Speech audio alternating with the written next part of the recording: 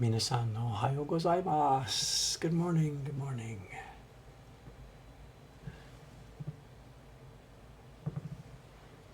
Good morning, good morning. It's Thursday in Asakusa, so the garbage today is recyclable. And the rule is you're supposed to take it down to the next corner, just out of view of the camera in the top left.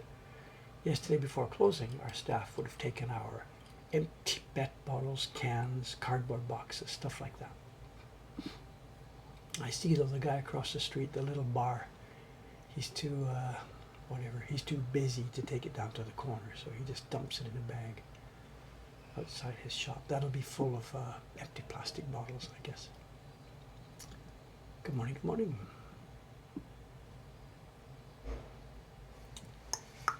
Yeah, we are still printing. What did I say on Monday? I said that's the last time you'll see this print, I think. I said something like that.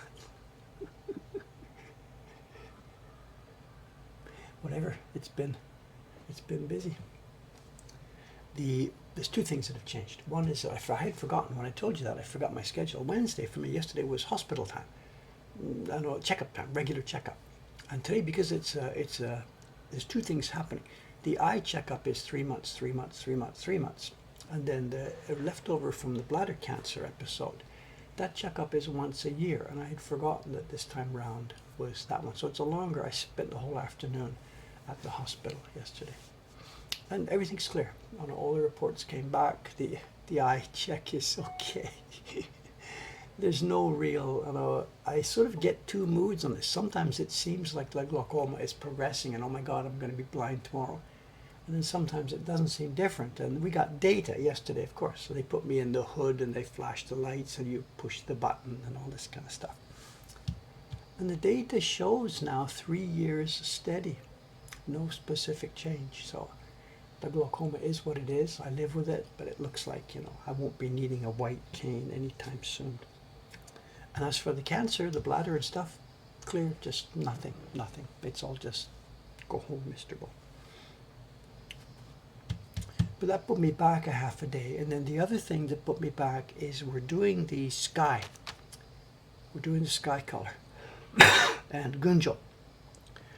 Gunjo. It's ultramarine. Japanese name is Gunjo. Gunjo? I don't know quite the pronunciation.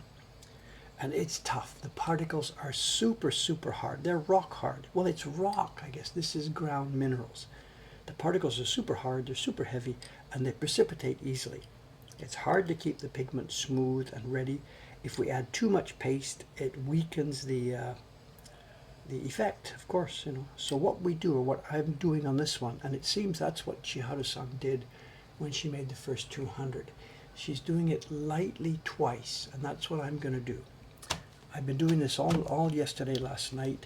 I've got 25 sheets of paper left. So I'm going to do 50 impressions here. And when you're doing a double impression, there's two ways to do it.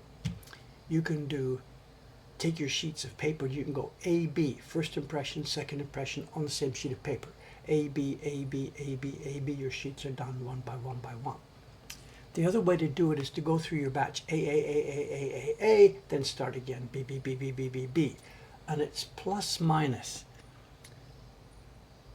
The minus is if you're doing A, B, and it's a gradation, it's difficult because you've moistened the paper over the normal level of pigment going in. So when it comes time to do the B, the paper's too wet. But if you do A, B, if you do A, B, B, B, B, B, B, B, you can't see each sheet. You don't quite know how much pigment to put on the second time. When you're doing A, B, you look at the A, aha, and you adjust the level of pigment you put on for B. But if you've done all the A's already, and now you're going to do the B's, you can't see how much pigment. It's plus minus. Got a catch in my throat. Water. Talk about water. It is now, it's 33 degrees and it says 47% humidity. It's 8 o'clock in the morning.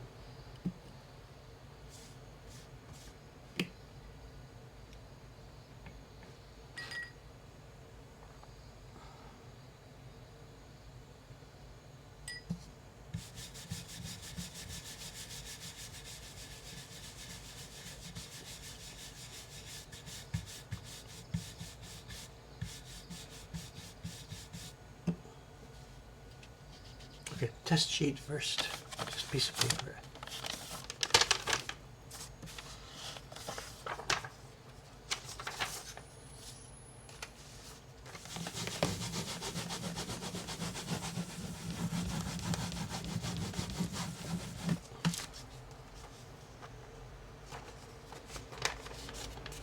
There we go. It's just a light gradation.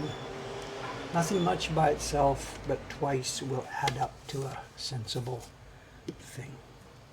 But moisten the block in the lower area.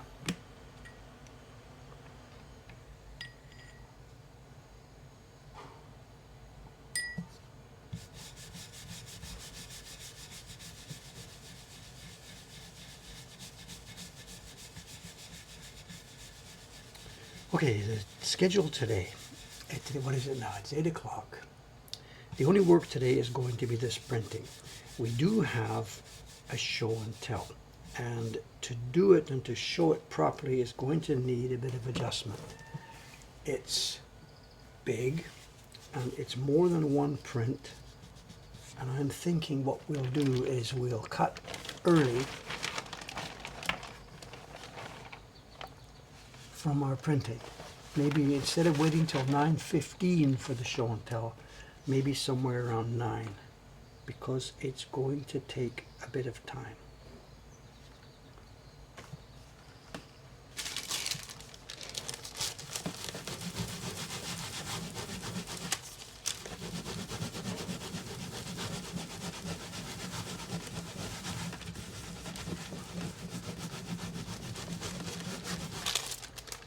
Okay, here's our print after one impression. The sky is nowhere near, you can't even really tell there's anything there. There is, if you look at the difference between the lower part and the upper part. And we're not going to do ABAB, we're going to do AAA. So that just goes into the deck.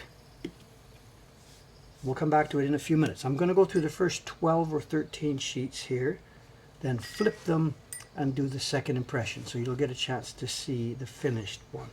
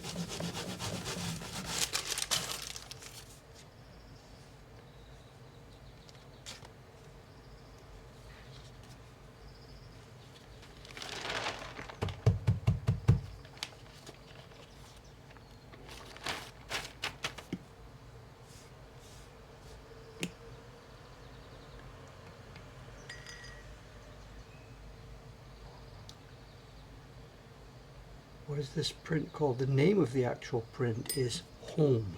We will be embossing the name on. Once I'm finished, the name goes at the bottom of the print. The title of the print is Home.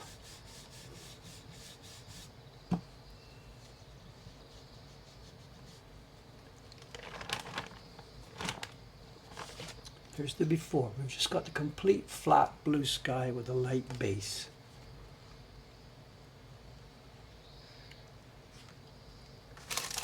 And the paper is very, very soft. I got to protect the back.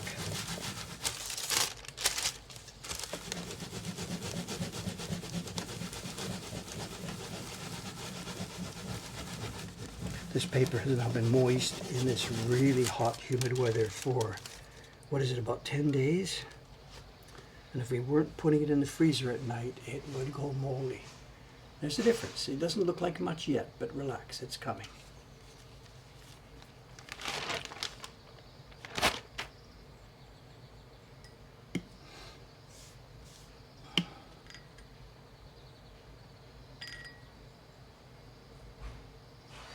Oops.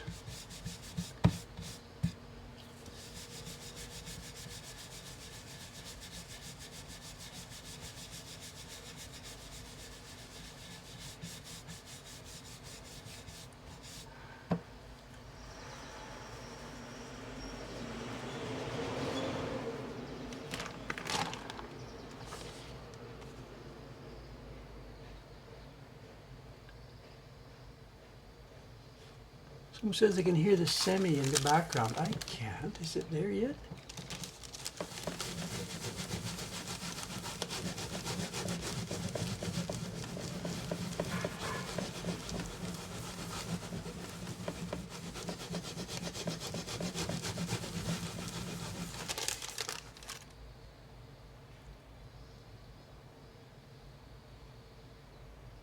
Not sure if I can hear any.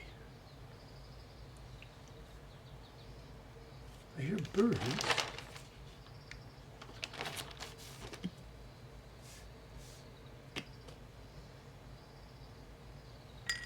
Yeah, okay, I got you. There is.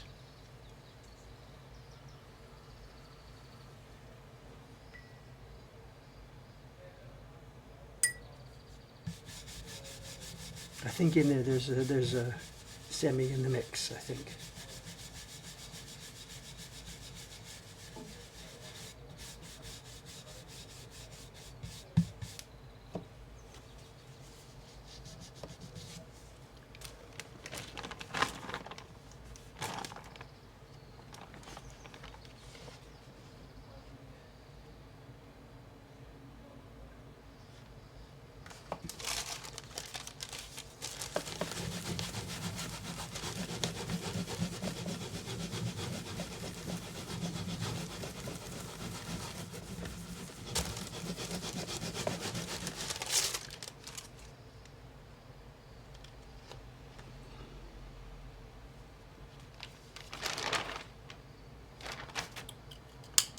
I gotta go grab a towel. I'm dripping on the paper. One sec.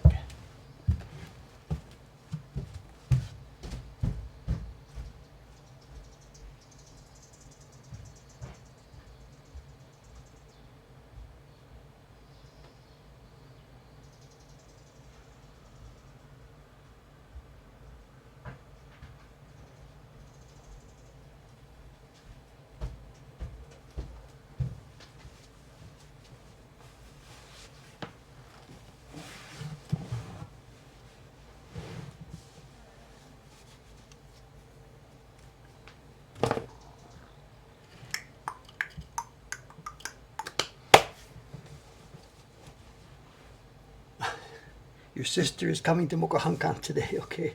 I'll be up here for most of the day. I don't know if she wants to say hello or... I'll be printing today.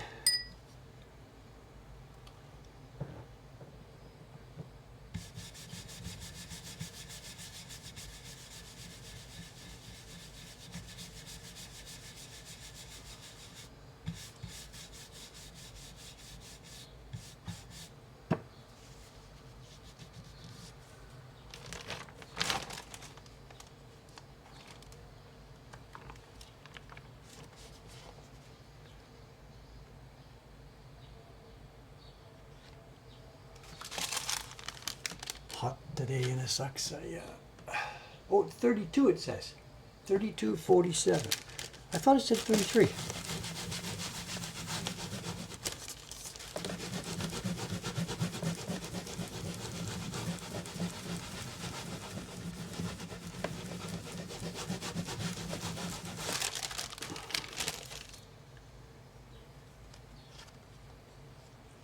Print is looking beautiful. Sky's not deep enough yet, but it's such a beautiful print.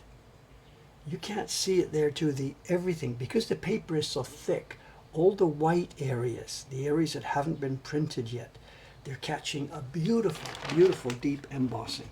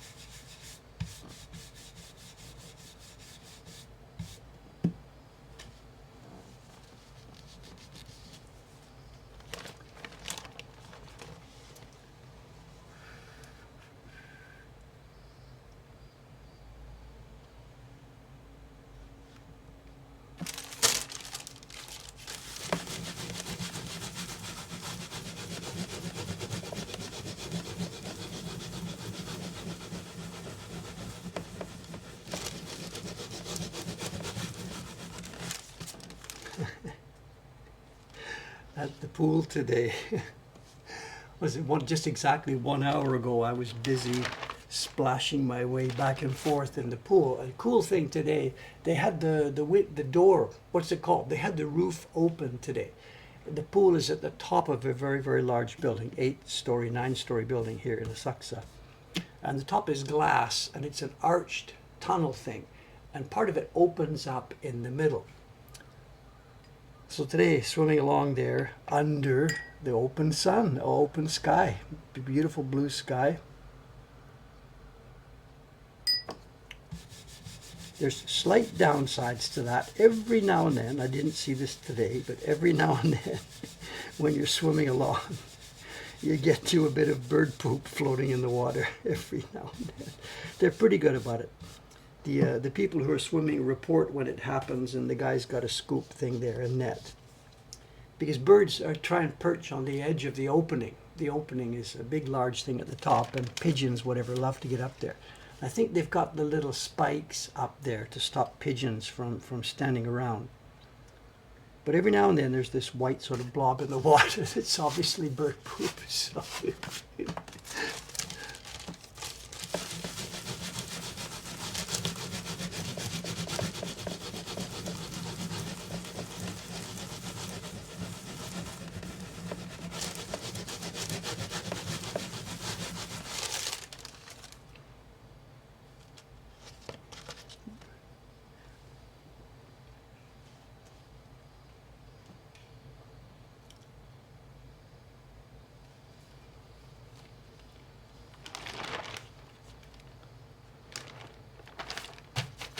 I think I told you a while ago, it's not this year, I don't even know how many years ago, 2 years ago, 3 years ago. A pigeon came in and got confused and couldn't get out. You know, once the pigeon flies in, I guess it saw the water or something, I don't know. But it flew around for a while and couldn't figure out how to get out. So it was there going back and forth and back and forth. Eventually, just whatever, it flew up to the roof, hunted around and found the opening. But pigeons, you know, they're a hassle, of course.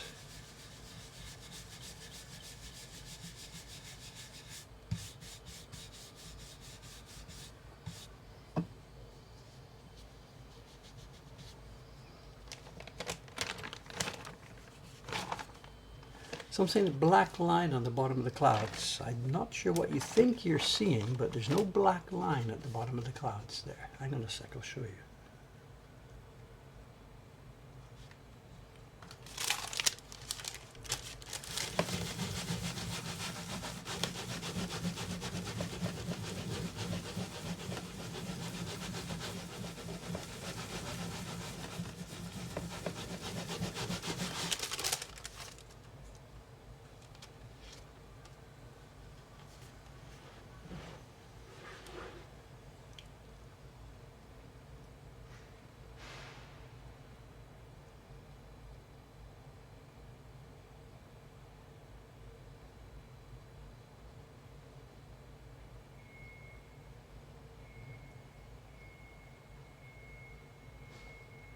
It's blue, of course it's blue.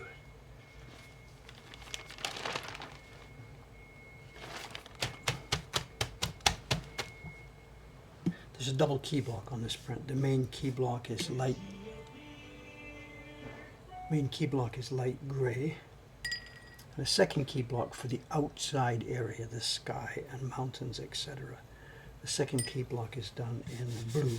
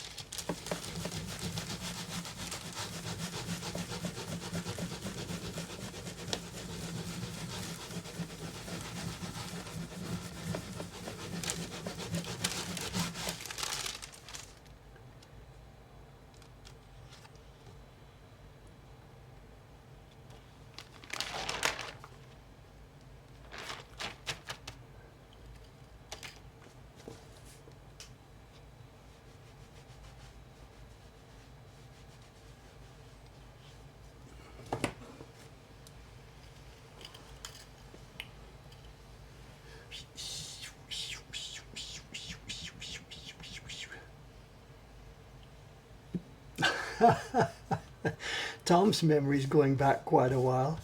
You're not going to hear that again on these streams. Sorry. What was her name? Kylie? I forget her name. Kylie somebody. Kylie Minogue. You're not going to hear that here.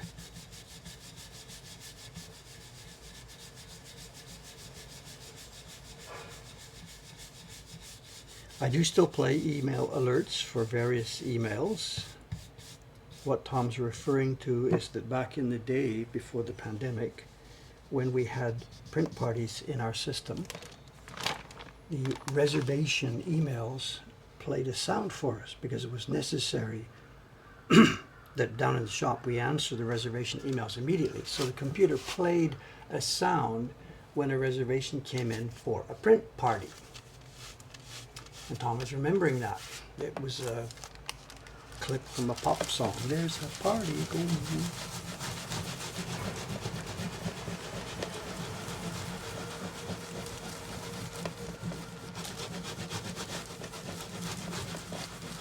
The one you just heard right now, the little music clip, that was a little clip letting me know that an email came in from my younger daughter. This is not such a common experience, so I want to be notified when such emails come. What was the music clip? I don't even remember. What did it do? Oh yeah. Then she appeared. So it let me know that my daughter Humi-chan had sent an email. Actually, that email today is a little bit expected because after yesterday's hospital visit, I updated my family with the results. I've learned how to do that and how not to do it. I sent an email to my daughters. I went to the hospital yesterday for the 3 months checkup, and I would, the next morning or whatever, I'd send him an email like, hey, I'm okay, it's all looking good. But maybe I'm a boomer and I don't use email the same way that those guys use email and stuff. So I'd put the subject of the email, hospital update, ... And then in the middle I'd put something like, hey, good news, blah, blah, blah, blah, blah. But in their email receiving box, whatever, they get the subject of the mail that says hospital update ... And to me, ... just means like whatever. But to them it means important something following. I don't do that anymore. I've learned how they react to these things. So I don't know, what are they? They're not Gen something. They're born in the 1980s. So what are they called? My daughters must be, is that millennials? 1980. They're born in 1983 and 1985. So I think their generation now, they're getting it both ways. They're trying to deal with their parents, the boomers. Oh, Jesus, those boomers don't know how to do this or that. But they're also dealing with the generations, what is it, Gen X or Gen Z below them. So the millennials have got stuck. They're having trouble communicating and relating to people both above and below them.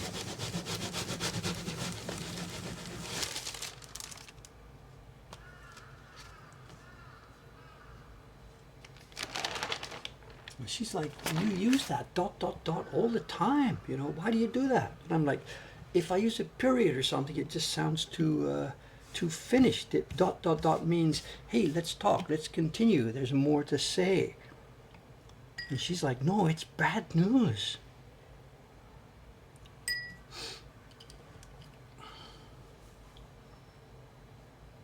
So someone says, simple solution, don't communicate, whatever.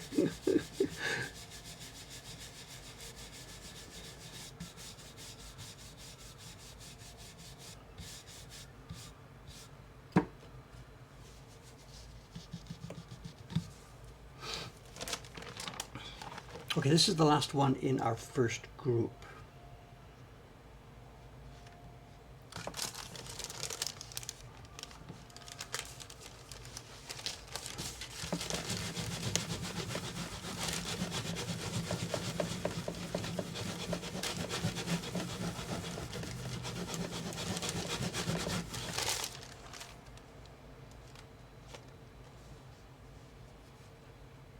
Okay, let's put this back. And now what we're going to do, as I said, we're going to go A. So the whole stack now that I've been doing, these are the, what is it? How many prints? I don't know. I didn't count really. 1, 2, 3, 4, 5, 6, 7, 8, 9, 10. There's 13. We're going to just put them back in the stack, flip them back, I'm going to do the same prints again in exactly the same way. We're using mild water here. There's no big soaking. Whatever water I added to those prints has, over the past few seconds, sort of spread out. The very first print I did, the first two, the blue was kind of light. So these first two prints might be a bit light, and I might want to do a third on them later. We'll see.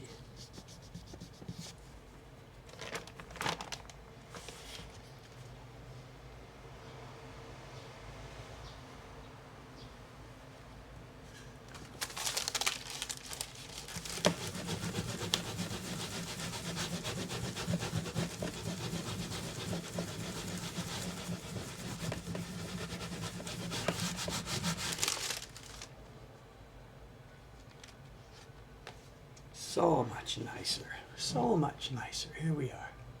Look at this. That's the image basically done, you know. This early one in the stack, things are a bit light. The pigment on her dress is a bit light. The sky is a bit light. The first few are like that. And I may come back and touch up some of that. Oh, Yano-san, good morning. Hey, coming up to put something in the fridge. Yeah. My lunch? No, I don't. her own lunch. No, it's so cute. Come and say hello. Come and say hello. I found a rhino beetle in my garden this morning. I got so excited. A what? Rhino beetle. You better explain. Well, カブトムシの話? そう、カブトムシの話です。Nobody can see it. What? あ、おはようございます。Good morning. Good morning. A rhino beetle. You mean the beetle with the big, the big giant? Well, I think it's a rhino beetle, but not stag beetle. But rhino stag. beetle. Okay, but it's a okay, female okay, beetle, so I can't really tell if it's rhino or stag. But yeah. Oh, look at this! Look at this! Whoa! Good morning. I really like beetles, so I got really excited. She likes beetles. I used to catch bugs when I was a kid, like all kind of bugs, like grasshoppers and mantis and crickets and everything. Plus lizards. Have you done something with this? You brought it in the house or something? Yeah. I picked it up. I guess like it's a little weak. I think it was easy to pick it up. Anyway, I put it in a box for now. I didn't have a cage, so I put a cling film and then I made some holes and I put some soil and orange for food for now. So you're gonna keep it for the summer? I think so. And then hopefully it's gonna lay some eggs and like I'm hoping that an eggs will hatch. But it's really difficult. I've never succeeded in that. You mean it might die? You mean, or and then put them back in the garden, presumably, or something, right? Or, yeah, if it survives. okay, Yeah. Okay. So, Are these things considered like in a garden? People want to get rid of them because they eat the vegetables, or they're helpful, or what's the general nuance about these beetles? maybe you want to get rid of grasshoppers. They eat grass, like some grass and plants in your garden. But These beetles, rhino beetles are not pests, so yeah. Okay. And it's very unusual to find one in your garden It's nowadays. sort of a forest tree. Yeah. When I went camping the other day, I was really disappointed that I couldn't find any beetles. See, when I went camping the other day, he just rolls this off. But I found one in my garden. Yeah. But your son's too young for this stuff. But he looked at it and he kind of giggled. Yeah. But For a tiny bit of background, in Japan, one of the things about summer and summer holidays, every little boy, this is the culture, you can correct me, but in the old days, little boys, absolutely, every summer, one of their routines is a little plastic box and a net, and out they go during the summer holidays, and they got to catch, the beetles and stuff like that. These days, I guess, is this now more unisex? Do girls do this, or is it still, or do we not need to talk about that? I think it's becoming less common among everybody. Yeah, Okay. Because urbanization. It's sad. Yeah. It's the classic. Yeah, so Taran calls me a bug catcher because I really like catching bugs and stuff. Yeah. Someone says, question, are they going to lay eggs without just one by itself? How's it going to lay eggs? You presume it's already... That's... They've already had their party. They've already had their party. Yeah. Yes. I wanted a male rhino beetle because it's so cool. I like the horn. Yeah. But in your garden, you say a garden. Are we talking about a little bit of vegetables or some trees, or what level of? flower bed, like a long flower bed on one side, and then like a garden fields to grow vegetables, and there's some like grass around it. But where I found the beetle was actually in the sink. Okay, this is an interesting question. I don't know how much to sidetrack here. When I was out in Ome a couple of months back, 2 months, 3 months, 4 months, 5 months, one of the things I was doing for each of the Ome streams was, this is while you were still on your maternity leave, I would grab my video camera on the Wednesday and I would walk a little bit around Ome and then come back and show some of these video clips on the Thursday streams. And one thing that became apparent, and in the area near where I live, there are older houses with a certain pattern of land use, and there are a bunch of new developments with a certain pattern of land use. And pretty much with no exception, people might remember this, when we saw this, there was an old house with a wide garden on one side of the road. On the other side, that landowner has sold up and there's 8 houses all there, all concrete on a car space, and some fake green grass at the edge of the car space. And modern Japanese houses in that environment, that particular type of environment, there were no gardens, nor it seemed that the people have any interest in gardening. And yet here you are with this. Mom, my mom is interested in gardening. Are you a millionaire, or no, it's just simply out in the country? Yeah, she the lives a long house way out. actually belongs to my parents now, but the land belonged to my grandparents, and when my grandmother married my grandfather, she inherited the land from her family. Yeah, so the land is actually quite big, and we've got like a nice garden space. So some families, what they would have done is chopped it away and built 3 houses and sold them and got a whole bunch of money for this. Yeah. Your family chose not to do this. Back then, yeah. Yeah, back then. Yeah. Okay. So you're lucky in this case. I think I'm quite lucky, especially with the baby, Yeah, the kid. of course. It's a dream. Many young families in Tokyo, they dream to be able to have space like this. But the downside then, of course, you can't do this in central Tokyo. What's your commuting time? So that's the downside, because the farther away you get, the more chance you have of having a wider land. How do you what's the commuting time? How long does it take you? An hour and 15, 20 minutes. But like if my kid can get a better environment, especially when he's young, I don't mind myself commuting for an hour. This is the trade-off. This is the trade-off. I think it's okay. It's a good deal. Interesting. Yeah. Interesting comparison was in Ome, myself, it's nearly 2 hours to get into Tokyo and out. I don't commute, but my neighbor, Ishida-san, he bought the place in Ome specifically so he could have his kids with green around. But there's no garden, there's no land, there's nothing. His house in Ome next to mine, it's the same thing. There's 1 meter at the front of the house with a bit of dirt in it. So what he got for his kids was, instead of the urban jungle, he got a sort of a clearer, cleaner, more surroundings. But there's no benefit. There's no garden. There's no nothing. There's no yards. So, from my point of view, he just made there was just zero benefit whatsoever. So, in your sense, it seems to make it very perfect. You're willing to spend that extra time for a wonderful benefit for your family. I think so. Very cool. So I'm so excited today. Okay, another bit of a request, and I'm not quite sure. We have for show and tell today this box. Okay. And it's going to be kind of difficult for me to handle by myself. Can I ask you to drop back up here half an hour from now? Are you okay? Sure. Yeah. You're processing Matsuri orders and stuff like that, right? Yeah, it's mostly done. Just emails. All right. Some emails. So can I So borrow you around 9? We're going to do it Okay. early because there's too much stuff to show. Okay. So if you can drop back up around 9 o'clock, if that's okay with you? Yeah. Thank you very much. Okay.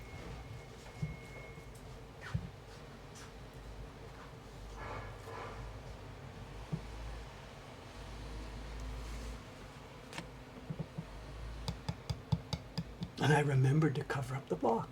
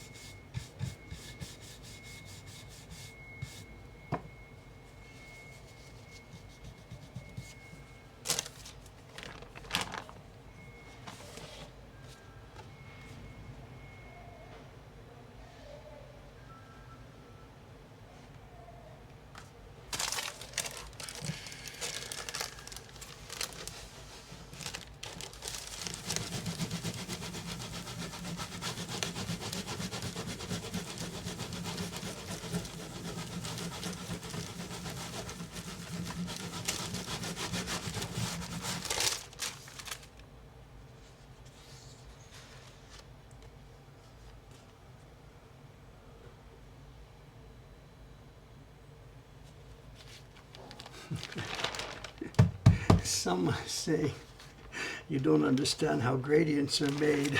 Well, I'm not sure what I can say. I'm doing it. I'm not keeping any secrets. Moistening the block. A little bit of paste where the pigment is going to be rich. I'm putting the pigment just at the top. And I'm not swirling. I'm going side to side with the brush.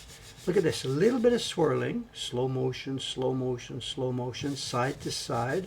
Slow motion, slow motion. And nothing happens down here. The brush doesn't even get there. Can't possibly get pigment. And inside the brush we have deep nothing, and a gradient now is happened inside the brush. You can't see it on the block, I'm sorry, but it's there and you can see how it's done.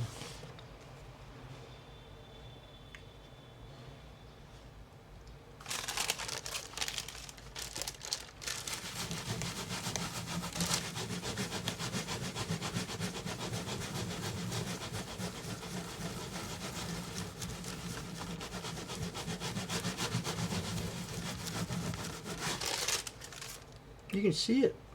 Darker here, lighter there. And there we go.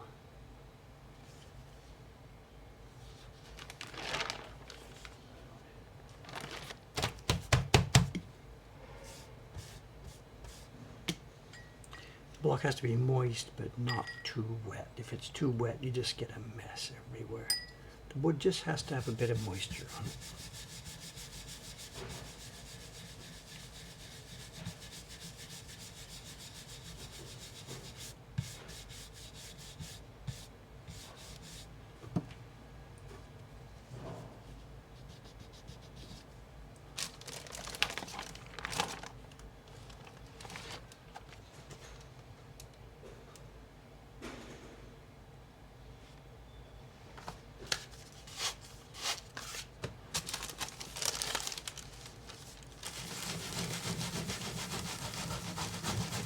Someone's asking about the Japanese word for gradient, and there's various terms. One is bokashi, and it's related to the camera term, right? What's the term people are using in English now when they're talking about cameras? You're taking a portrait of somebody, and in the background you want the portrait to be blurred, and they call it a bokeh. And this is related to the same term, blurring, gradient. This is not bokeh, it's bokashi. It's a verb, bokasu, or a noun, bokashi.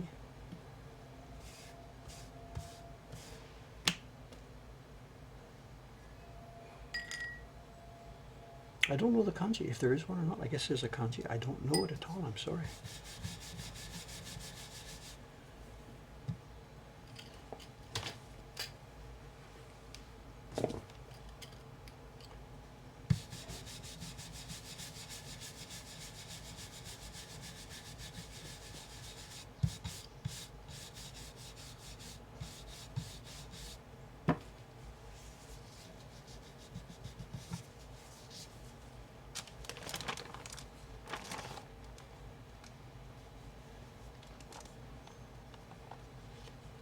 Oh, language jump. People are jumping in. Jade, oh, look at this. Japanese dictionary. Wonderful.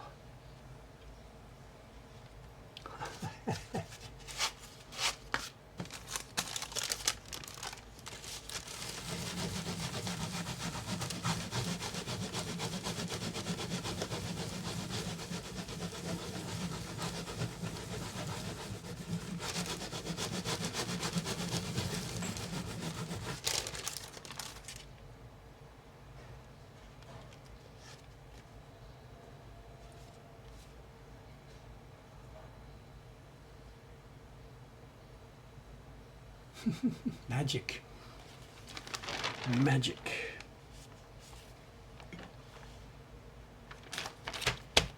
It's so satisfying, you know. I shouldn't say this, maybe I should, I don't know. It's so satisfying to be able to do this. Take bunches of pieces of paper, just random paper, bunch of pieces of wood, just chop shapes into them. Get just some colors, just some little pieces of powder, a bit of paste. Just a brush, just like a shoe brush. Grab a shoe brush. how simple. All those little pieces, all the little parts, all the technology here is so simple.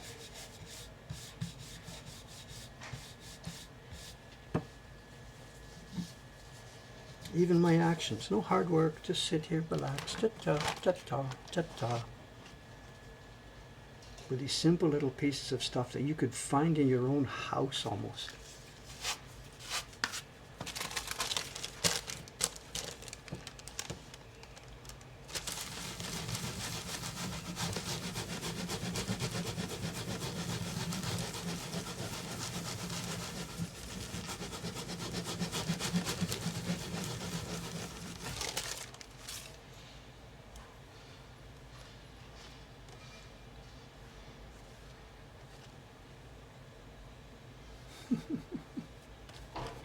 The drawing is not mine. I'm not an artist at all.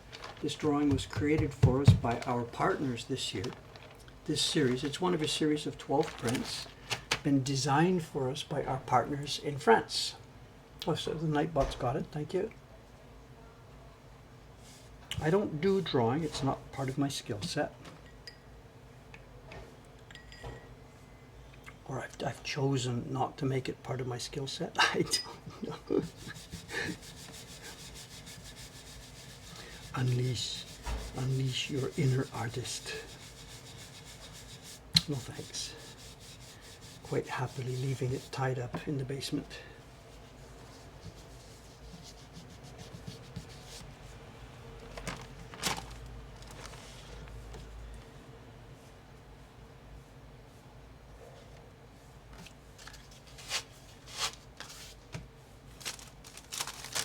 The prints, do they fade? Yes and no. I know they fade way less than similar prints from the old days. The old original Edo era prints were made with very fugitive pigments. Nobody was thinking about preservation. They just printed and threw it into the world.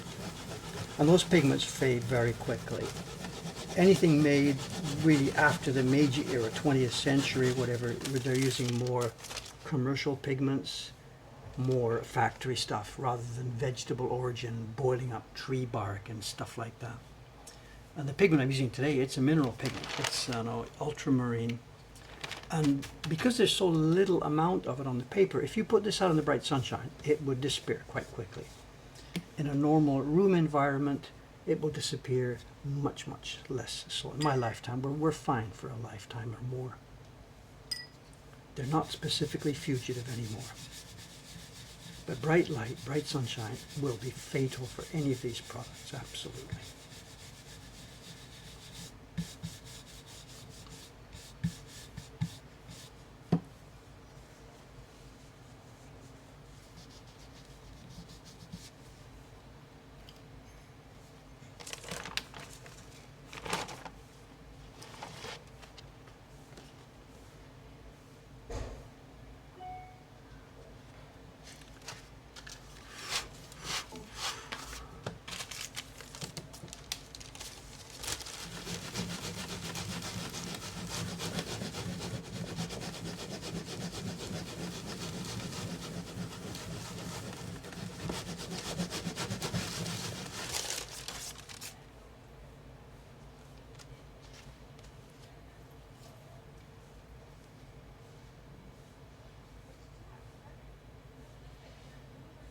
There's a wonderful embossing on. Can we catch it? Can I try?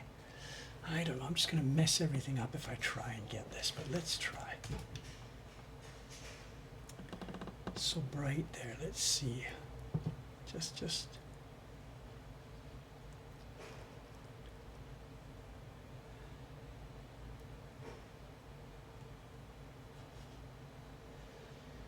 Look at it. Okay, we can see it, all right?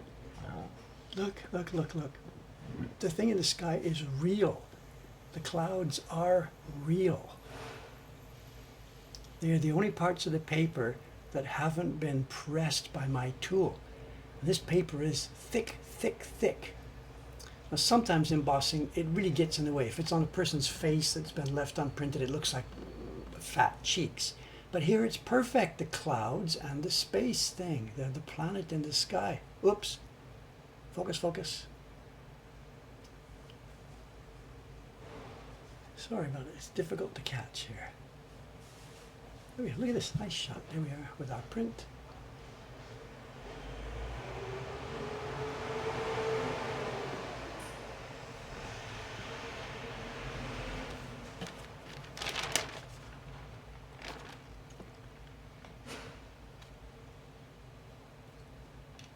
Sometimes we overdo it, the idea that they're 3D, it's sometimes overdone. They're supposed to be flat works. It's graphic art.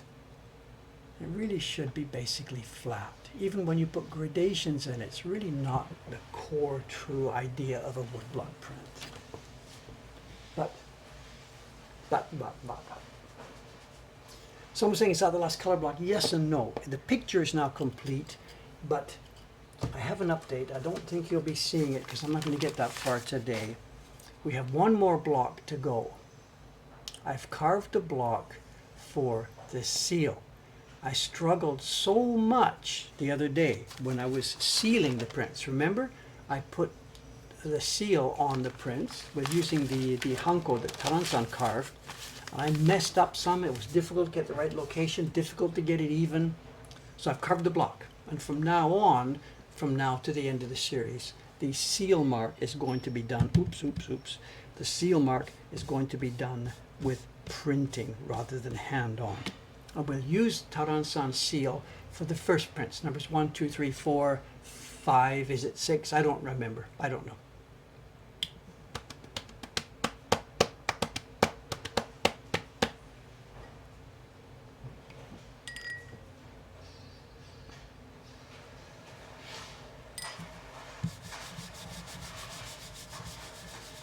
There's our vacuum cleaner from the hotel. We could probably, I haven't done this myself, but you could probably figure out an analysis of which staff member's doing it based on how they throw the thing around and bang it. There's a bunch of different ladies that work there. Now you could probably figure out who it is.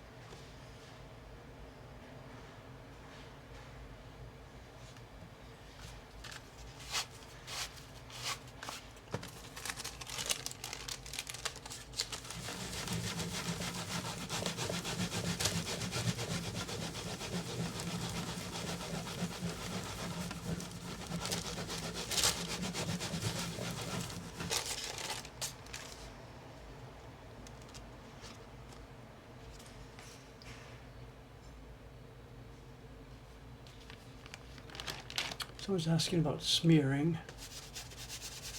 There's no smearing, there's nothing. Finished. This print is done. I couldn't lick it off. The pigment is inside the paper.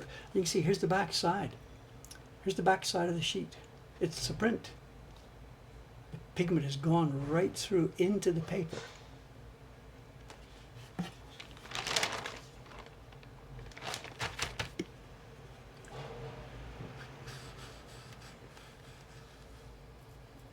Yeah, there's no single person that invented this thing. What you're seeing here, of course, it's the evolution. My God, the earliest printing was just like stamping some pattern onto a piece of paper.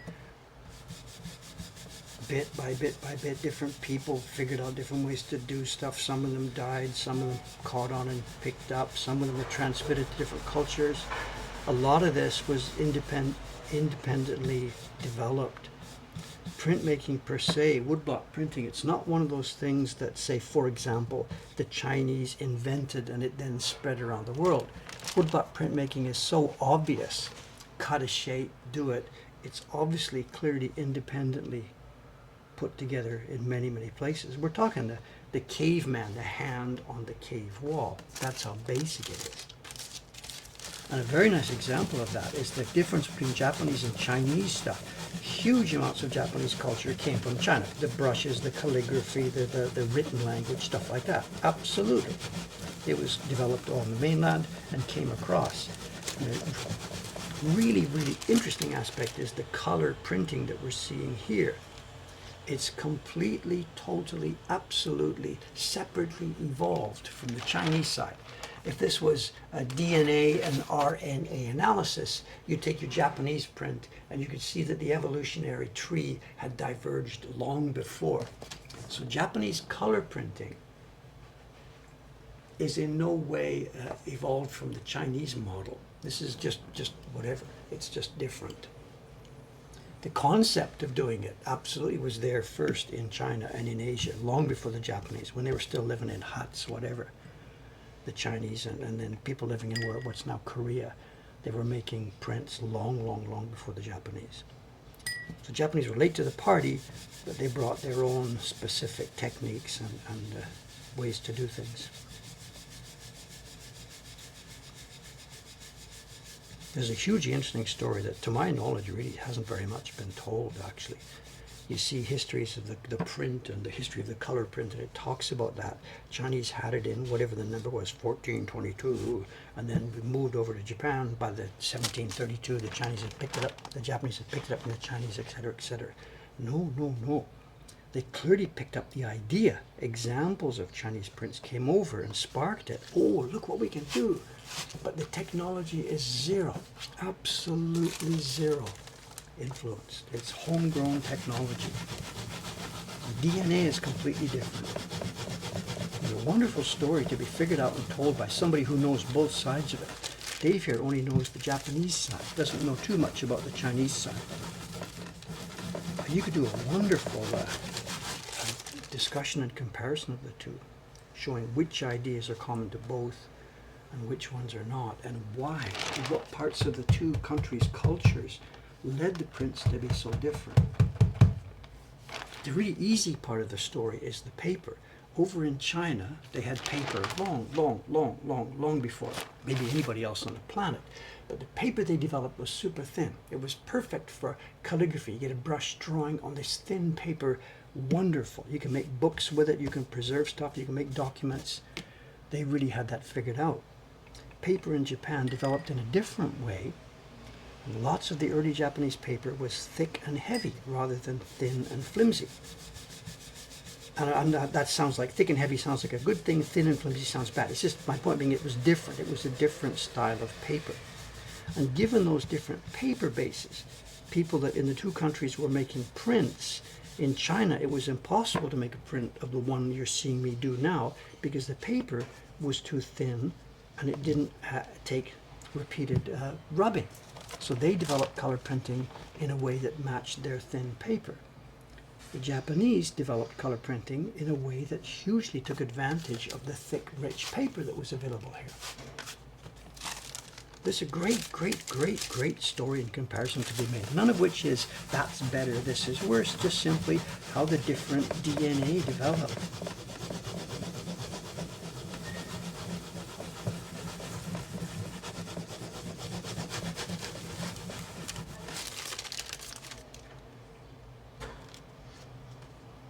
Okay, that's the last of our sheets in the first half, the 13 sheets. So you see me do 26. I did light once and light twice, and we have a quiet, nice, attractive gradation in the sky. My work now, let's hide those.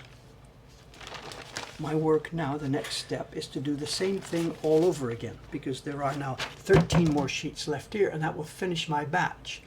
I will then move on to print the Hanko, the red Atsule Sento mark, and then I will move on and do the embossing for the names. That's all going to happen later this afternoon after the stream.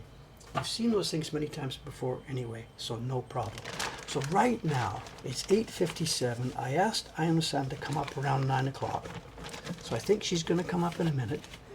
So rather than start that mix batch, let me get rid of the tools and stuff here, cover this up, because I'll be printing it again at 9:30.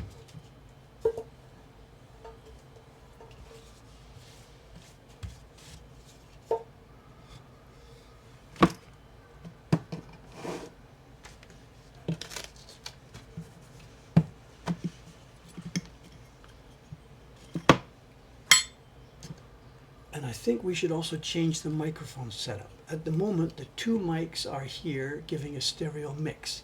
Now that we're going to start mucking with this package and destroying our environment here, I think what I'll do is I'll switch the mic mix to mono. This is stereo, this is stereo. I've now pushed the buttons and this is now mono. I'm going to take one mic, turn it off,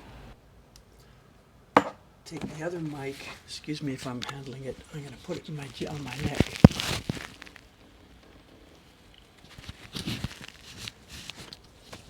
And I might turn the volume down a bit. Are we okay? Testing, 1, 2, 3, 1, 2, 3. So the mic is now here. There's no more mics on the table. It was mono before and now stereo. No, my Wi-Fi mix here now is showing single track mono generated by one microphone, the microphone on my shirt. The other microphone is off. We can't possibly be broadcasting stereo. It's mono now, but we got better control. Okay, I am ready for you. So what I'd like you to do, can you become a cameraman? Ah, of course, yes. Is that okay? You know how to do this? And we've switched cameras actually. So the camera you're dealing with out, remember when you used to do this downstairs, it was the white camera. That camera's been relegated to outside, kicked him outside. He wasn't behaving well, so he's gone outside. So the camera you have now is the camera that was outside. So spend a minute getting used to it with the zoom in and zoom out. I will try and turn the computer here so that you can see the result. Because one thing I understand, what you see in that window is only because it's covered up by this stuff. So don't look there, look here. Now let me reduce the size of Dave's face here. We don't need it that much. Let's reduce the size of the outside. Gotcha? And that's what they're seeing.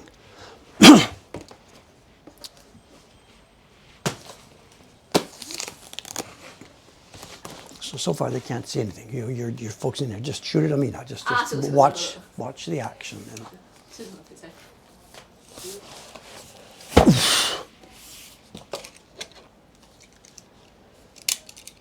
Just zoom. Yeah, zoom. It's zoom. Is that's your zoom? Yeah. Yeah, zoom right out. Yeah, okay. Oh, that's as far as it'll go. Yeah. Soka. And can you read the chat? You can't read the chat. We're both too far. Yeah, both too far.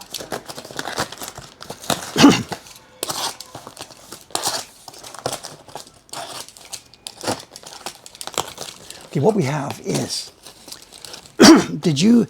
were you involved in a discussion last month about the cormorant fishing print that came in? I don't think so. Okay, what we're looking at is a set of prints made by Unsodo in the 1980s, Kyoto publisher Unsodo.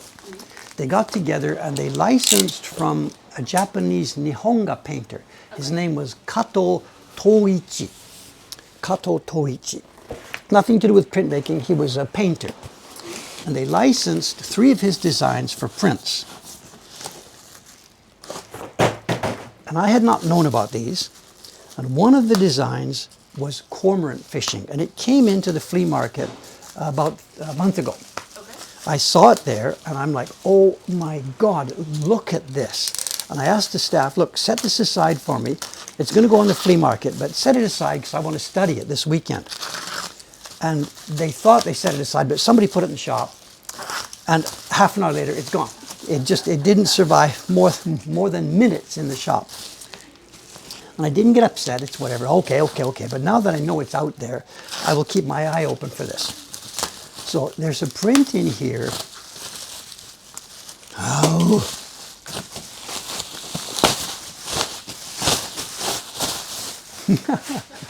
Okay, that's the end of the wrapping. What you see now is the product that was sold by Unsodo. Can we zoom in there, Aina-san? And we have the title. It's a set of 3 prints. Anytime you see this, you know that it's going to be 3 involved. It's snow, moon, and flower. And there's sort of 2 ways to pronounce this. One is setsugetsuka, or you can shorten it and say setsugekka. Yeah. And it means, you know, quite often in Japan, or Japanese work, there's things that are done in seasons, the 4 seasons, spring, summer, autumn, fall. But this is another way to do things that puts it into 3 groups.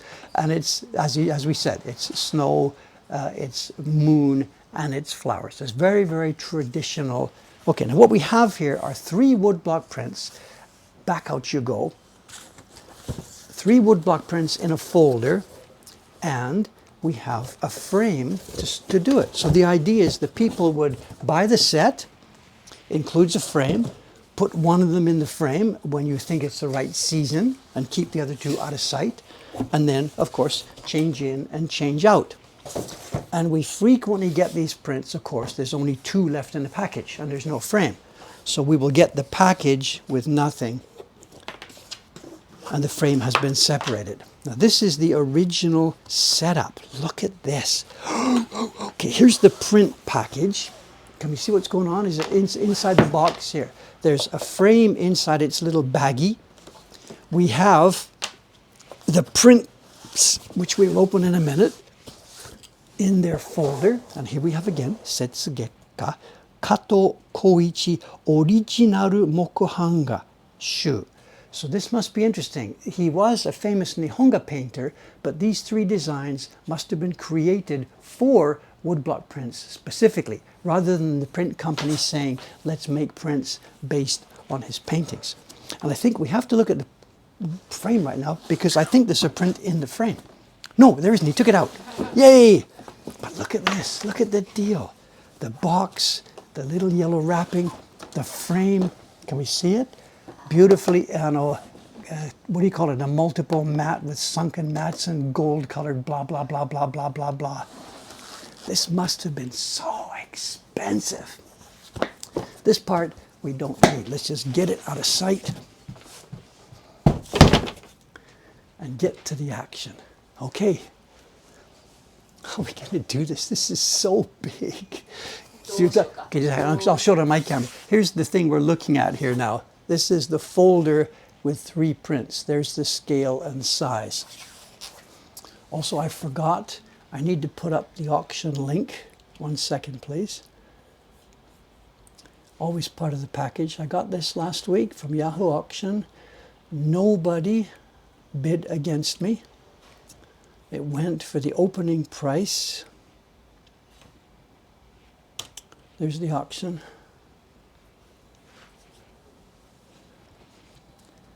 Okay, can we see this now? Let's see. Can you try just, if you can zoom out again as small as you can, just to see the concept of how the packaging works. It's a folder, what they call a chitsu, top and a bottom, and it's super, oh my God. Oh, look, they're going to town. Look at this. To make it, why would they do this? Instead of putting a little letter inside with all the information, they expand the font size to fill the whole thing. Come on, you guys. They wanted to make it look expensive. Here's the 3. I guess this is Kato Sensei, his idea about the 3 prints, his comment about the 3 prints. Now, which one first? I got to save the cormorant one for the last, because it's so that's the one we're going to save for the last.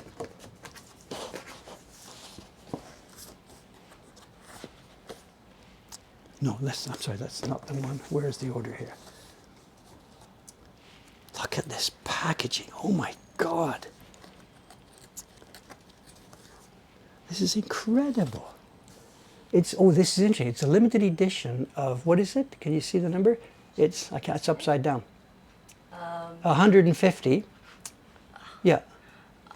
150. Yeah. And this is number 2 of 150. And what's our date, Anna-san? Showa 63. Showa 63. Let's find the first, oops, not that one.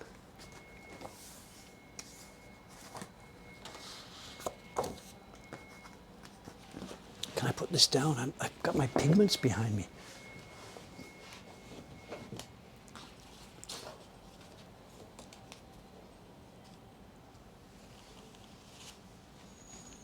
Okay, again, this is not a painting. What you're looking at is actually a woodblock print. The design was created by a painter, Kato Toichi. But what we're looking at is a woodblock print made on that base. So here we go. Can you maybe...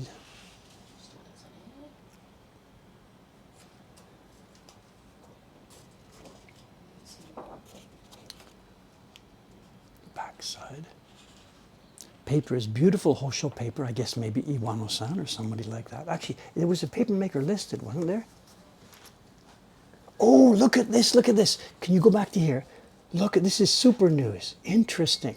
Back on the thing, it's got the paper, but it mentions the name of the man who made it, and it's Hachidaime Iwano. Hachidaime, the current Mr. Iwano, 93 years old. He's cute, he's number 9. This paper was made by his father, Iwano number 8. Where is it? Are you lost again? I keep moving around. Sorry. Catch up with me. All right, no problem. Okay, if I hold this, can you zoom around? Look at this. There's faint clouds. It looks like a photograph from where I'm sitting, seeing it on the screen there. Look at that. Okay, all the white you're seeing, all the little clouds and things you're seeing floating in the air, this is all done with opaque pigments. We cannot make a print like this in the ukiyo-e style. Not at all.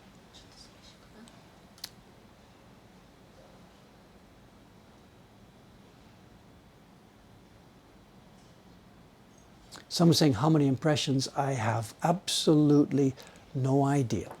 If the documentation tells us, that's fine. If not, there's no way I could reverse engineer this and go back through. Look at that, it looks so realistic. I understand. You see it? Look at this. Can you hold still? Yeah. I'll move the print around. Mm-hmm.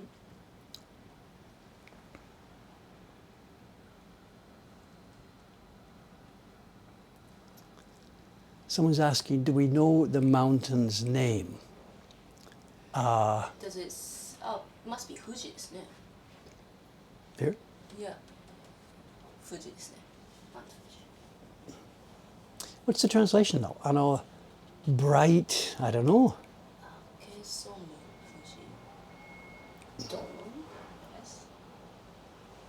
Okay, let's move on. We're going to run out of time. Let's move on. I got to be careful not to drip on this stuff. I'm dripping here.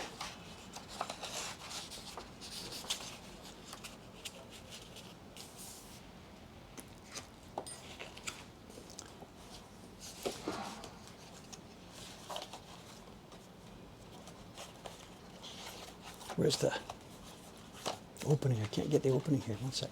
Hey.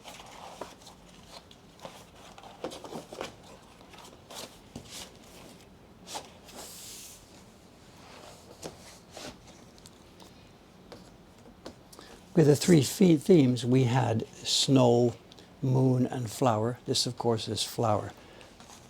This one, for me, is less interesting. I get it. It's a thing. But Dave is not so interested in...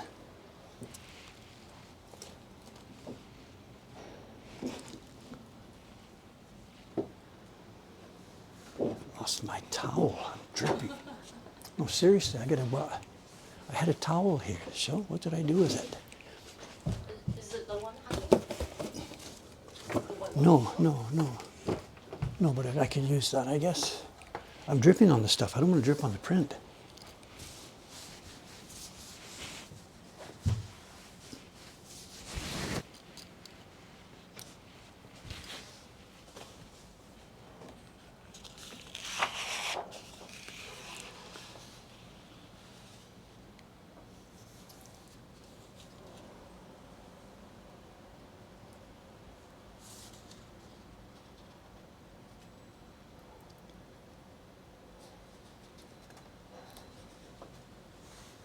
Let me zoom in a bit and pass it around. And I mean, that last one, the mountain, to me looks interesting because it's a thing. This to me is more of an abstract kind of pattern. I get that it's a flower. I suppose it's interesting to look at per se, but for me, you know, whatever, take it or leave it. You know, I don't know. You know, level of the prints, I yeah, guess. yeah. We have craftsmen's names on these, by the way. I skipped that with the first one. If we go over here to the first, we have the publisher's name. We have Unsodo Ban. Unsodo is the name of the company in Kyoto. They're still there. They've been around for a very, very, very long time. They, believe me, they do not do stuff like this anymore, not even close to it. And we have here Hori. And this is, let me get, I can't even see it upside down. I'm not quite sure I understand. What's the carver's name? It's not Otani, is it? Nani? He, 何ですかねこれで。I can't read the second kanji. なんとかベイでしょ? そうですね。 I really don't know who the carver is. I'm sorry. Is it more readable in the... Just excuse me a second. If we go to the back sheet here, is that more readable? Here. Oh, it's Ogura. Oh, it's Ogura Hanbei. Look, look, look. It's more readable. It was just a signature. Nanda. Oh, it's Nimi. Okay. Okay, I got it. Just, wow. Oh, where are we? Really? Look. We're here. Look. Are we here now? It's absolutely readable. There's no doubt about it. Anybody can read this. It says Ogura Hanbei. Ogura Hanbei. Tokyo Carver. And this is the printer, and this is Nimi Zaburo. Both very, very famous. Ogura-san is long dead. Nimi-san, I believe, is still alive. Yeah, he's like 98 or 99 or something now, and he was involved in the NHK program earlier this year. They grabbed him as a chance to look for, I guess in the NHK program, they needed a scene with an old printer. And they dragged him in and gave him some makeup, and he sat there and geeked to the camera, and he did his thing, you know. Highlight of his career.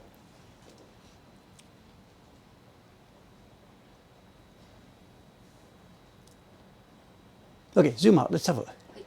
Put it this way, because it's the next one.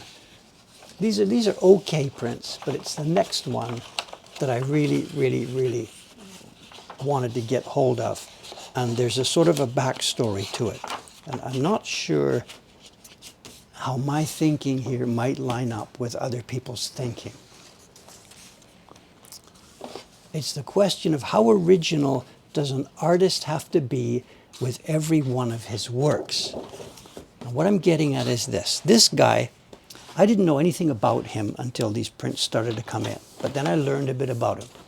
This guy now, Kato-san, he did, you know, pictures of mountains, pictures of flowers, whatever. And then one day, somewhere along the line, he made a painting, something like this. It was a painting of a dark scene, and there was a moon in it. There were mountains, gloomy mountains, and a gloomy sky. And there were men in the foreground doing the cormorant fishing, where they set lights in the basket in their boat. This attracts fish, and they send cormorants, birds, on a string out into the river to catch the fish. It's not ukai. Ukai. It's a known thing. Now, one day he did an image like this, and I guess it went into a gallery, and it must have sold straight away. So the gallery owner, I'm making this up, the gallery owner would, I guess, say to him, hey, that's cool, you know, can you do another one? So he went back to his studio, painted another one, and this time, instead of the cormorant fishing boats on the right-hand side, he put them on the left-hand side or something, shaped a different shape, sent it to the gallery, and it must have sold straight away. And it was the end of the line for that artist. From then on, all he's doing is the same picture, just rearranged. And if you try this, if you go to a Google browser, open a browser window and type in Kato Toichi, Kato, K-A-T-O, Toichi would be like it says T-O-I-C-H-I, and click the image link and you will see this print with 2 fishermen at the right-hand corner. You will see another print with 3 fishermen in the middle, another print with 10 fishermen at the left-hand corner. He just again and again rehashed the theme. And to me, that's the ultimate selling out. It's okay to have a nice idea and wow, that's cool, And for printmakers, we're allowed to make multiple copies and sell 500 copies of the same thing. But if you're a painter, I don't know. Want to judge an artist. But the guy's trying to make a living. The gallery's trying to make a living. People are trying to get happy buying stuff they want on their walls. What's not to like about it? So I don't know. I'm sorry. We're too far from the computer. I really can't see the chat here and follow along. But to me, as a printmaker, this is not a relevant question. It doesn't affect my life. Our question here is to get good designs and make multiple copies, as many copies as we possibly can. But when you're the designer, there's another guy, a Japanese artist. He may be dead now. He's maybe not. He's about my age. His name was Shigeru Kuroda. And if you Google this as well, Shigeru Kuroda, Kuroda, and go to the Google page and the image link, and you will see thousands of different prints. This guy was doing etchings and mezzotints. Thousands of different prints, but it's all exactly the same picture. A crowd of Japanese people riding bicycles with umbrellas in the rain. And when you see the first one, wow, that's such a cool idea, cool design.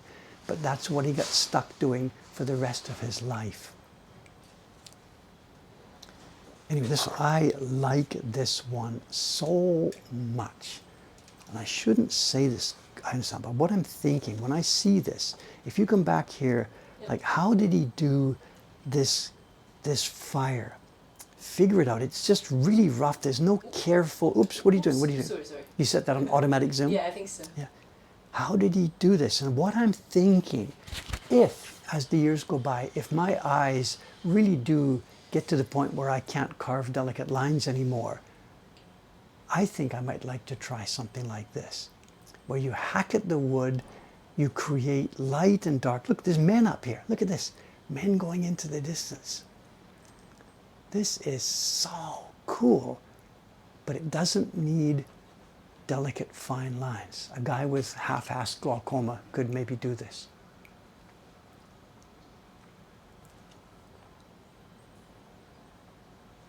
Can we zoom out then to get it a bit more? And of course, this theme is moon. This is the moon print in the trio. It was snow and moon and flower, as we saw.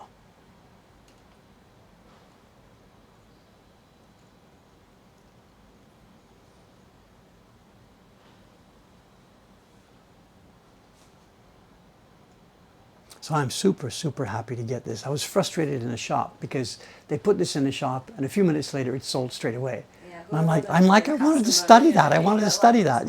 So you added to your collection? Yeah, this is going in the collection. What did we pay for it? I forget. I don't know. Did I put the auction link in, right? How much was the cost? What did I pay for these? Did somebody see the link? I don't know if I noticed. Well, yeah, that's right, just under 9,800 yen. But there must have been shipping on top of that. So maybe 2,000 or 3,000. So we paid maybe 12,000 yen for this, for these three. And they're in beautiful, beautiful, beautiful condition. It's the end of an era, eh?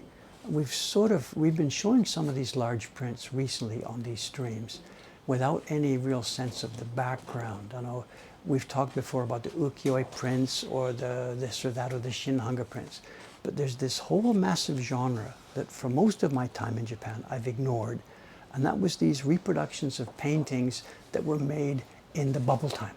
And where they started late 1970s, then when the money started to wash in the streets during the 80s, we had tons of these. Yuyudo, Tanseisha, Momose, Uchida, Unsodo.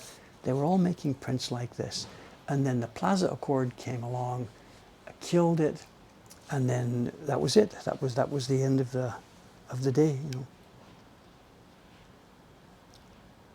But there's all these prints, and there's maybe, I don't know, altogether, a couple of hundred put out by these different publishers. And we could never, ever, ever, ever think of doing this ever again, you know.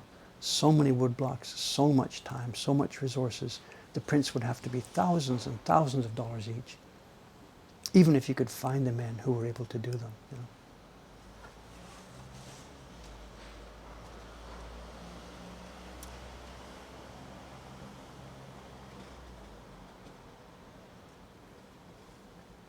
Okay, someone's asking about the brightness and the whiteness. A couple of things here. The white you see in this paper, the white on the moon, for example, this is not the paper color. A white pigment has been applied here. It may be titanium white, it might be traditional Japanese gofun made from seashells and stuff. Look at the brightness, it glows so cool. They've done such a beautiful job. But don't get confused, this is not ukiyo-e, and this is not the paper color. There's your paper, and here is white pigment that has been printed on top. There's a kind of a balance. If you're zooming too close, it looks strange, but there's just a right place and a right balance when it looks so beautifully realistic, you know. Somewhere on there, kind of, yeah.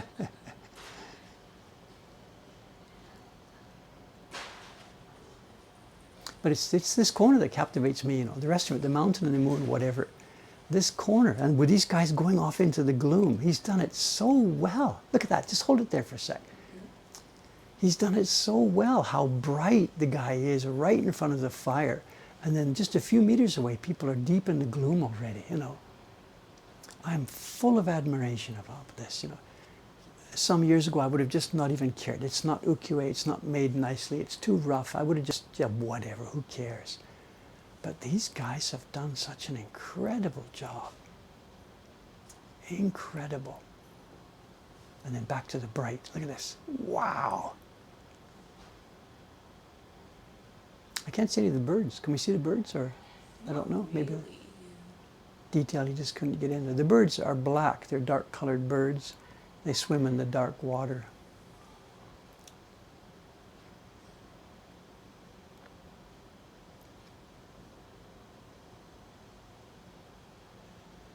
Anyway, I really wanted to show, when I saw this, when I won the bid the other day, I was ready to pay a lot more.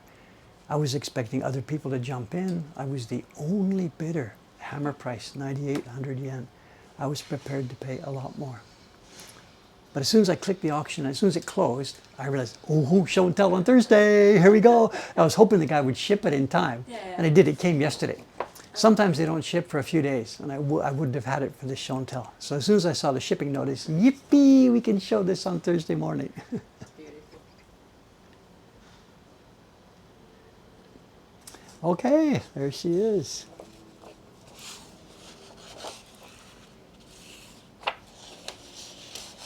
Is there a price on the original label there? Because I'm really curious.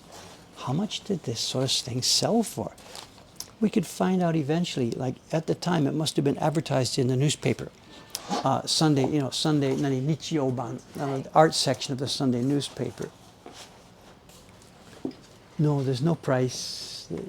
Oh, no, but wait. What is this? Is this an envelope? No, this will be the sticker to go on the back of the frame. Ah, so-ka. There's 3 of them. These will be the ones. If you're the 3, I know, what do you call it? I know, a certificate of authentication for the 3 prints. It's the same thing. It's number 2. Each one is number 2 from the edition of 150. And this would be Toichi, the designer's stamp. So maybe whether he sat there and stamped them all himself or whether the company people did it, I don't know. It doesn't matter.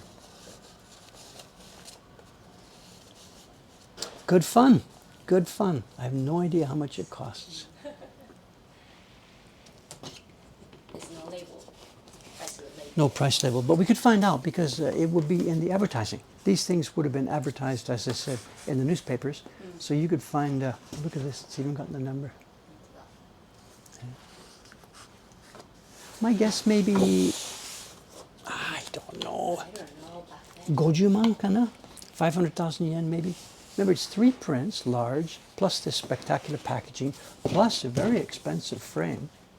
Oh, I'm assuming more actually. You think more? Yeah, it's, you could be right. I don't know. Yoisho. Okay. Sure. I'm sorry not to have been able to follow the chat. I don't know if there was interesting questions or not. I don't know. Okay, whatever. Hi, thank you. Thank you. I don't see any questions here. There must have been questions. Could we find blocks to do this today? No, it the only way to do this today would be to do things like do it on plywood, Sheena plywood. And it actually is possible, you know, for a print like this that didn't have delicate lines in ukiyo-e style. This could have been made on a Sheena plywood set of blocks. No, I'll tell you what we'll do. Let's do this. Let's do this. No, let me take the camera here. And let's just enlarge this. Let's just put this here. That'll do. We're good to go. Right. Now we can see. Any other questions? I don't know. How do you purchase something like that if you would like them? That's for me to know and for you to find out. Whatever. If a second set comes up, we would buy it and we would put it in the flea market downstairs. Absolutely. I mean, this set I'm keeping for myself, but if another one comes up, this is the thing. What do we do? You know, suppose it comes up again tonight and the same thing happens. I get really, really, really lucky and it's a super cheap price. So what do we do? Do we double it and take 100% markup and put it in the shop for $150? No, we got to make more than that. I don't know. It's business, business, business. I don't know. We don't normally get prints of this spectacular quality for that cheap price. I've got to tell you, I've sort of put myself in a hole here. Many times on this stream, we do get this. Nobody else bid. I got for $5. I got this fabulous thing. But it's actually not all that common. Yahoo Auctions these days is really, really competitive. It's not just big businesses like me buying on there. It's overseas buyers. And I get outbid lots of times by somebody called Buyee. It's the Buyee service. I don't know who the person is behind it, but I get outbid lots of times that way. It's very rare nowadays for me to be able to find a super bargain like this on Yahoo Auctions. Go ahead. Jump in the pool. Come and swim. You don't want more rivals there. I don't care. The thing about this is, too, it wasn't in the normal category. People that are putting these things up, they don't know what they are. So nobody labeled this, I think. I forget, but it could have been, maybe it wasn't even labeled with Mokuhankan or something. Oh, okay. It was maybe labeled with cormorant fishing or something like this. I don't remember what it was. But I've got enough experience at Yahoo Auctions now. I know what kind of terms people use for this. And also, because we bought another package from Kato-san a couple of weeks ago, Yahoo Auctions thinks I'm interested in this. So as soon as this auction came up live last week, Yahoo Auction let me know. So I had no idea. I didn't search for this. I didn't have to look for it. Yahoo Auctions, their system, recommendation system, is really, really strong. Sometimes it's not so good. If we've looked at an ukiyo-e print, it thinks I want to see shunga, and it thinks I want to see little girls and stuff like that. So the filter, no, this is the thing. I'll be sitting here browsing Yahoo Auctions, and I got to be careful because there's porn and crap. Because we've searched for ukiyo-e woodblock prints. So there's a good thing here and a bad thing here. But in this case, Yahoo said to me, Dave, I think you might be interested. And I said, you know what? I think I might be interested. You're right. So, okay, let's get out of here. It's 9:30. I've got to get back to my work. This paper has got to be finished and dried. I will be delivering prints this evening. They probably won't be ready till you go home because I've got to finish the sky. I've got to put the hunko on, and I've got to put the titles, and then I got to dry them. So no, okay. It's tomorrow. Tomorrow. They get handed over to you tomorrow. Any last words? 何もないですが。何もない。ありがとうございました。 Let's put up the outside camera. Somebody said earlier they could hear semi. And we have. Today, I can't hear them today, but we have the other day. There was clearly, must have been coming from over by the temple grounds. We could hear semi.